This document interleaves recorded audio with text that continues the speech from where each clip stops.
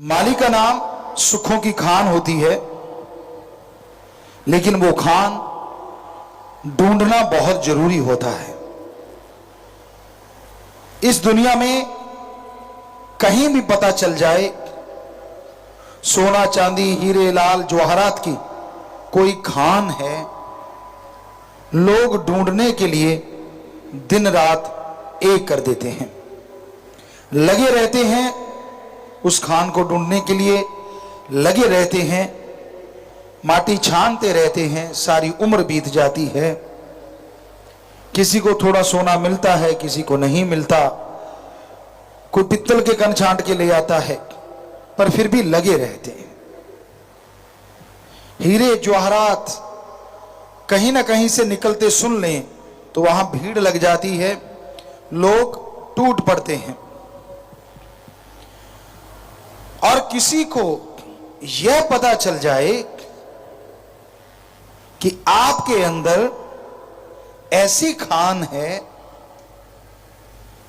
जिसको हासिल करने से आपके सारे गम दूर हो सकते हैं, सारी परेशानियां टेंशनें खत्म हो सकती हैं,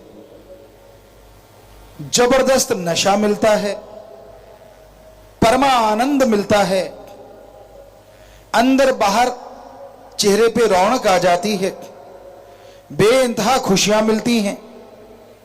अगर यह पता चल जाए तो हमें लगता है इंसान जरूर ढूंढेगा, जरूर कोशिश करेगा कि क्यों ना मैं उस खान को हासिल कर लूं, क्यों ना ऐसी खान कितने भी रुपए लगाने पड़े मुझे मिल जाए। पर हैरानी की बात यह है कि उस खान पे कोई पैसा पाई नहीं देना पड़ता, कुछ चढ़ावा नहीं लगाना पड़ता। वह खान जो आपकी इच्छा अनुसार आपको हर वरदान दे सकती है, आपकी इच्छा अनुसार आपको खुशियों से माला माल कर सकती है, वो खान हरी रस अमृत आबो हयात आप सबके अंदर मौजूद है। और हैरानी की बात यह है कि उसे पाने के लिए, उसे हासिल करने के लिए कोई पैसा, कोई चढ़ावा, कोई रुपया नहीं लगाना पड़ता। आपको आसानी से अपने अंदर से वो खान मिल सकती है। पर फिर भी लोग अनजान हैं, जानते हुए भी अनजान बन जाते हैं, और काम धंधा करते रहेंगे, और काम धंधों में टाइम लगाते रहेंगे, लेकिन वो राम नाम की खान हासिल करने के लिए समय देने को कोई तैयार नहीं होता। सुमरण करना पड़ता है, भक्ति में समय लगाना पड़ता है, तभी जाके वो राम नाम की खान इंसान को नसीब होती है।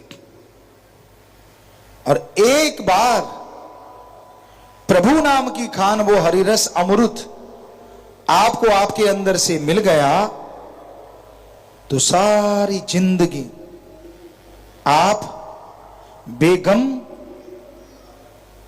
पुर के बादशाह बन जाएंगे, सुख शांति से माला माल हो जाएंगे।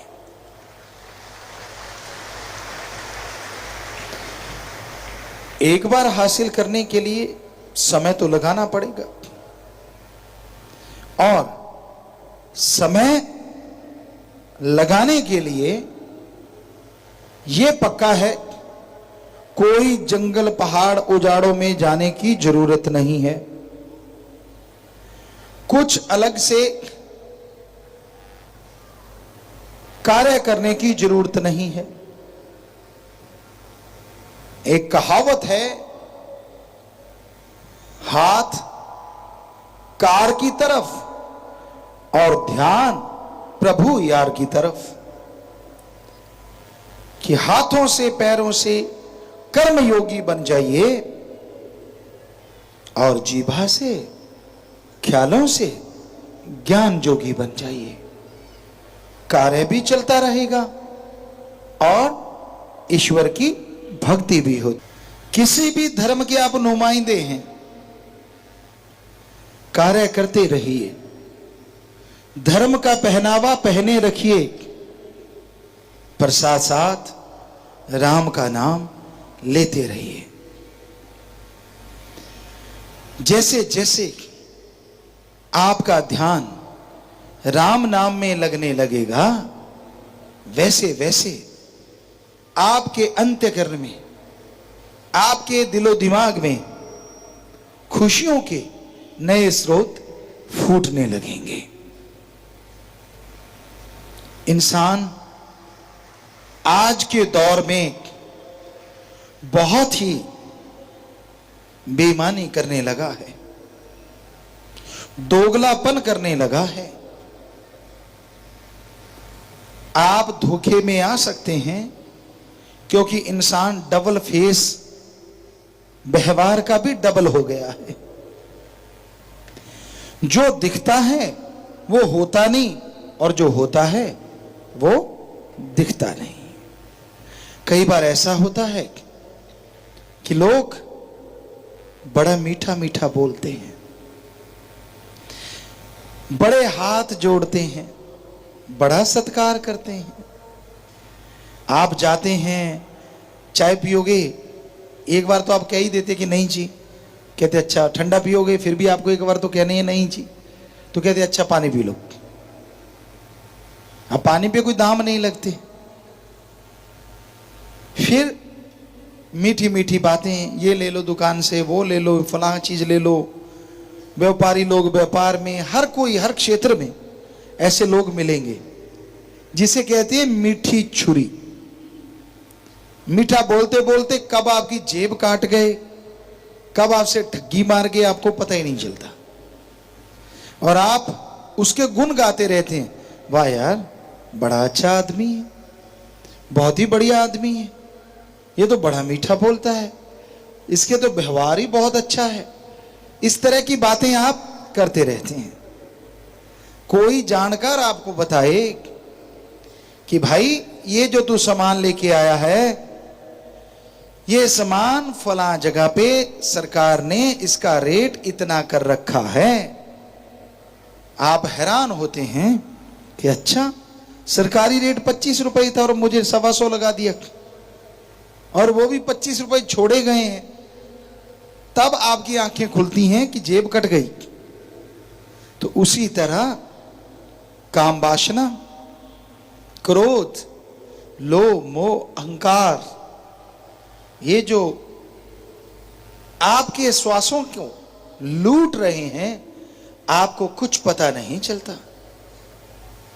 आप खुश होते हैं इनमें डूब के, आप खुश होते हैं काम वासना में पड़ के, विषय विकारों में पड़ के, गंदी सोच में पड़ के, गप मार मार के आप खुश होते हैं।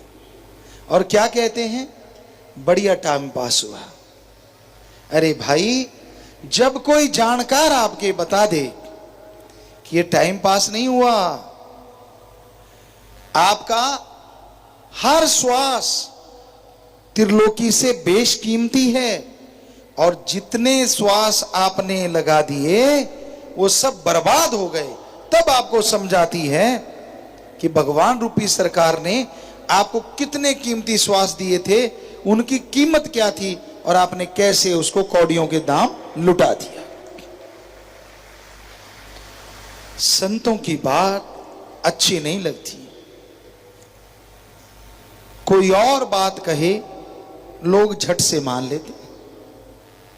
संत समझाते हैं, संत बताते हैं, संत सच्चा प्यार राम अल्लाह वाहिगुरु का इंसान को करना सिखाते हैं। पर कई इंसान ऐसे होते हैं, संतों की बात नहीं सुनते, अपने मन मते चलते रहते हैं, तो जो राम की खुशियां होती हैं वो सारी गवा बैठते हैं।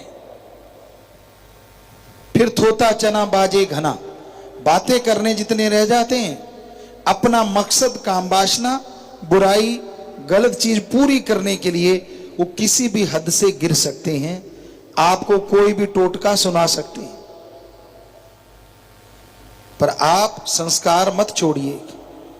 कुछ भी सुनाएंगे, वो कोई भी बात बता सकते हैं, लेकिन आप बातें सुन के उस पर अमल कभी ना करना, क्योंकि वो मीठी छुरियां हैं जो आपके कीमती श्वासों को बर्बाद कर रही हैं। संत बहुत कहते हैं, संग करने से पहले 1000 बार सोचो। पर हमने कई सत्संगियों को देखा, यूं लगता था मालिक से प्यार बढ़ता ही जाएगा, कहीं रुकने का नाम नहीं लेगा, लेकिन संग ने मार दिया। सोबत लेके बैठ गई। जब हम उनको देखते हैं बड़ी हैरानी होती है, यार इनका तो प्यार बड़ा निरोल था, अडोल था, चढ़ता ही जा रहा था जैसे पतंग आसमान में चढ़ती है। और फिर जब निगाह मारते हैं तो पता चलता है माड़ा संग। संग सोहबत इंसान को ले डूबती है, क्योंकि संगी साथी जो होते हैं वो राम नाम की बात तो पल्ले पड़ने ही नहीं देते। पुराने टाइम में खेला करते थे, बॉल फेंकते थे, आज क्रिकेट की बात ले लो, पर पहले बॉल फेंकते थे और सामने खुंडी लेके खड़ा बंदा बॉल को गिरने नहीं देता था, पहले ही ठोक देता था। बेसबॉल मान लो आप। तो ऐसे बुरा संग जो लोग करते हैं, राम नाम की बात को तो गिरने नहीं देते, पहले ही उड़ा देते हैं। ऐसे संगी साथियों के साथ बैठ बैठ के, उनका संग कर कर के पिछली भक्ति, अपने सगे संबंधियों ने जो जोड़ा था, रिश्ते वालों ने जो प्यार मोहब्बत करना सिखाया था, बंदा उससे दूर हो जाता है। फिर बरकतों में कमियां आ जाती हैं। शुरुआत यहां से होती है। फिर उसको लगता है नहीं, मेरी भक्ति तो सही थी, भगवान ने मेरे साथ ऐसा क्यों किया। अपनी कमी फिर भी नहीं ढूंढते, अपनी कमियां ढूंढो, गलत संग करना छोड़ दो। यारी करनी है तो रब से करो ना। हम ये नहीं कहते कि किसी के साथ संबंध ना रखो, रखो, पर आंखों के पट्टी मत बांधो, धृतराष्ट्र मत बनो। अगर कोई गलत कर्म करता है, उसका संग कर रहे हो, या तो उसको सुधारो, नहीं तो खुद ही किनारा कर लो। कहीं ये ना हो उसको सुधारते सुधारते खुद बिगड़ जाओ, फिर पछताओगे। तो गलत संग नहीं करना चाहिए। स्कूल में, कॉलेज में कुछ बच्चे ऐसे होते हैं, यार ये पुड़ी लेके देख, यार तू तो मर्द ही नहीं है, तू तो औरत है, पुड़ी ले नहीं सकता, इतना घबराता है। तो कहो भाई मैं तो डरपोक ही अच्छा। उनके झांसे में मत आया करो, क्योंकि वो एक पुड़ी दी, 8-10 पुड़ियां फ्री में आएंगी और फिर आपका पैसा लुटना शुरू हो जाएगा और आप टोटली बर्बाद हो जाएंगे। इसलिए संग सोहबत गलत कभी ना करो। जब इंसान गलत सोहबत करता है, गलत संग करता है, तो वो पछताता रहता है, दुखी होता रहता है। हमेशा सच का साथ दो, सही लोगों का साथ दो। गलत लोगों का संग करोगे तो परेशानियां आएंगी, मुश्किलें आएंगी। इस दौर में अगर वो अंदर का खजाना हासिल करना चाहते हो तो बहुत जरूरी है आप संग अच्छा करें और सर्वश्रेष्ठ सत्संग जरूर करें। सत्संग सुन लेते हो, पर अगर मानोगे फायदा तो तभी होगा ना जब सुन के मानते हो, जब सुन के अमल कर लेते हो, तो अंदर के खजाने की तरफ आप बढ़ने लगते हो। निशानियां क्या हैं? कैसे पता चले कि आप जो सुमरन कर रहे हो, जो भक्ति कर रहे हो, वो सही है। नंबर 1, भक्ति करने से आपको शांति आएगी। नंबर 2, अलग तरह की खुशी फील होगी। नंबर 3, हल्कापन महसूस होगा। नंबर 4, टेंशनें कम होने लगेंगी। नंबर 5, अलौकिक नजारे आने लगेंगे। संत पीर फकीर के रूप में भगवान सामने प्रत्यक्ष, सपने में अप्रत्यक्ष आपको नजारे देने शुरू कर देंगे। उससे आगे जब आप ध्यान में बैठते हैं तो आपका ध्यान जमने लगता है। आपको लगने लगता है कि मैं उड़ रहा हूं, हल्का हो रहा हूं, एक खुशी आ रही है, अपने आप ही मुस्कुराहट, अपने आप ही चेहरे पे नूर आने लग जाता है। लोग पूछने लग जाते हैं, क्या खाते हो, कैसे इतने खुश रहने लगे आप, इतनी परेशानियां हैं, इतनी मुश्किलें हैं, फिर भी आप मुस्कुराते रहते हो। कोई क्या जाने कि अंदर का खसम चाहे तो हंसा दे और चाहे तो रुला दे। और जो अंदर के खसम यानी राम को याद करता है, अल्लाह वाहिगुरु गॉड खुदा ईश्वर ओम हरि को याद करता है, वो राम उसके अंत्यकरण की सफाई ही नहीं करता, बल्कि जीते जी जिंदगी की खुशियां भी उसे बख्श देता है, उससे माला माल कर देता है। तो अंदर की चढ़ाई, अंदर के खजाने की तरफ बढ़ते हुए ये निशानियां आपको मिलेंगी। अगर मिल रही हैं तो आपकी भक्ति भी सही है, सेवा भी सही है। नहीं मिल रही तो आप अपने अंदर गौर करो, 5 मिनट समय निकालो। जो आप दिखते हैं क्या वो आप हैं? जो आप करते हैं क्या वो दिलो दिमाग में है? कहीं ये तो नहीं आप दिखते कुछ और हैं और करते कुछ और हैं। अगर ऐसा है तो एक गाना सुना करते थे, रब नाल ठगियां क्यों मारे बंदे। तो भगवान से ठगी मार रहे हैं आप। परेशानियां आएंगी, मुश्किलें आएंगी, तो आप अच्छे कर्म करने सीख लो, आप भले कर्म करने सीख लो, तभी उसकी खुशियों के हकदार आप बन पाएंगे। तभी आप अंदर की चढ़ाई पूरी कर पाएंगे। अंदर आप चढ़ते जाते हैं, अंदर आप बढ़ते चले जाते हैं, और जैसे जैसे अंदर की चढ़ाई चढ़ेंगे राम नाम के द्वारा, वैसे वैसे असीम आनंद, जिसे पीस ऑफ माइंड कहते हैं, वो आपको आपके अंदर से मिलना शुरू हो जाएगा। भगवान ये नहीं देखता आपकी भाषा क्या है, भगवान ये नहीं देखता आप कपड़े कैसे पहनते हैं, और भगवान ये नहीं देखता आप किस धर्म से संबंध रखते हैं।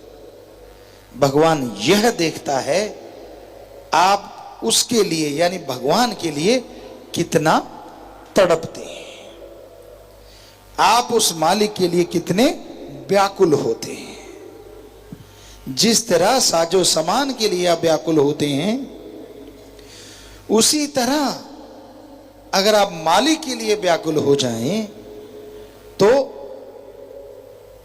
जन्मों जन्मों की व्याकुलता, जन्मों जन्मों की परेशानियां आपकी जड़ से खत्म हो जाएंगी। इंसान अंत्यकरण की चढ़ाई करना तो चाहता है। कौन नहीं चाहता कि भगवान का रिमोट कंट्रोल उसके हाथ में हो। जब दिल करे बरसात करवा ली, जब दिल करे मौसम चेंज, कोई बीमारी आने लगी बटन दबाया बीमारी उड़ गई, कोई परेशानी आने लगी बटन दबाया परेशानी उड़ गई, खुद ने उड़ना चाहा बटन दबाया उड़ रहा है। कौन नहीं चाहता ऐसी खुशियां। सबका दिल करता होगा, हर कोई चाहता होगा कि ऐसी खुशियां मिलें, तो फिर देर किस बात की। वो रिमोट कंट्रोल राम ने, ईश्वर ने आपके अंदर रख रखा है। एक बार तो उस तक पहुंचना पड़ेगा।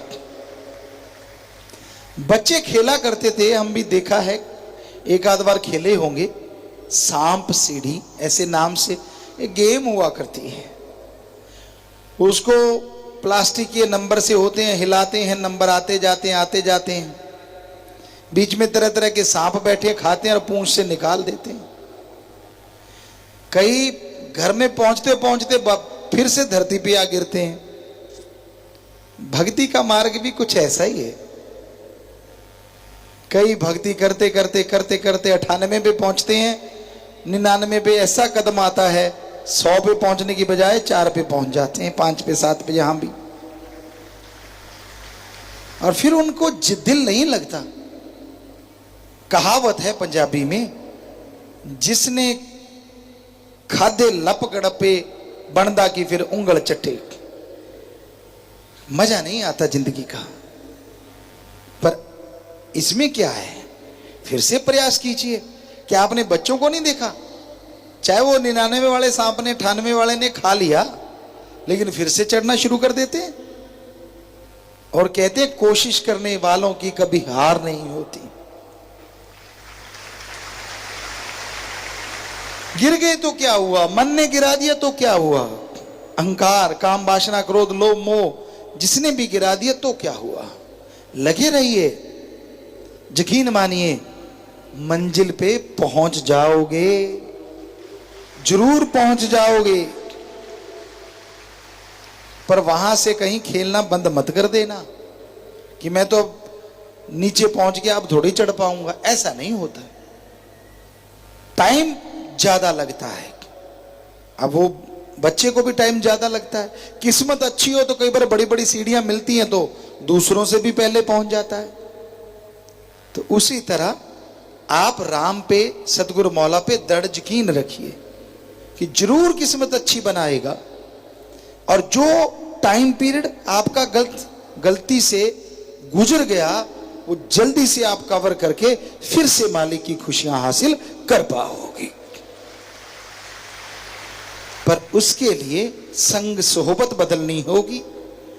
गलत संगी साथियों का साथ हमेशा पीछे पीछे ले जाता है, और सही संगी साथी होंगे, राम नाम आप जपते रहेंगे तो फिर से मंजिल पे पहुंचने में देर नहीं लगेगी। तो इसी तरह मंजिल पे पहुंचने के लिए, अंतःकरण की खुशियां हासिल करने के लिए राम का नाम जपते रहिए, प्रभु का नाम लेते रहिए।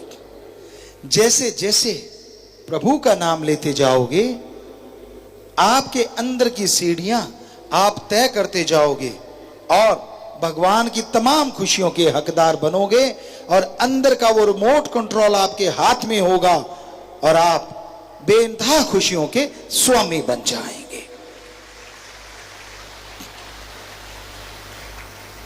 आज के दौर की और बात करते हैं। आज के दौर में इंसान इंसानियत छोड़े बैठा है, मानवता को छोड़ चुका है, समय की पहचान नहीं करता, समय को बर्बाद करने पे लगा हुआ है। समय का सदुपयोग कैसे लिया जाए? समय का सदुपयोग अगर आप करना चाहते हो, सुबह सवेरे उठो, उठने के बाद, फ्रेश होने के बाद, रफा हाजत जाने के बाद आप चहलकदमी करते हो, जिसे वॉकिंग कहते हैं, टहलते हो, बड़ी अच्छी बात। टहलिए, दौड़िए, घूमिए, लेकिन पैरों से, शरीर से, हाथों से, जीभा से राम नाम को घुमाइए, ख्यालों को ईश्वर की याद में लगाइए, वो घूमना भी सफल हो जाएगा, शरीर भी तंदुरुस्त होगा और आत्मा को भी खुराक मिलती जाएगी। कितना बढ़िया है ये, कुछ करना ही नहीं पड़ा, घूमने का घूमना और रूहानियत का फायदा। कितनी खुशियां मिलेंगी आपको, आप सोच भी नहीं सकते। तो ईश्वर नाम कितना आसान है, इतना आसान दुनिया में कुछ और नहीं है जितना आसान प्रभु का नाम लेना है। काम धंधा नहीं छोड़ना पड़ता, बिजनेस व्यापार नहीं बदलना पड़ता, धर्म जात मजहब नहीं बदलना पड़ता, बस समय के साथ साथ ईश्वर का नाम ले सकते हो।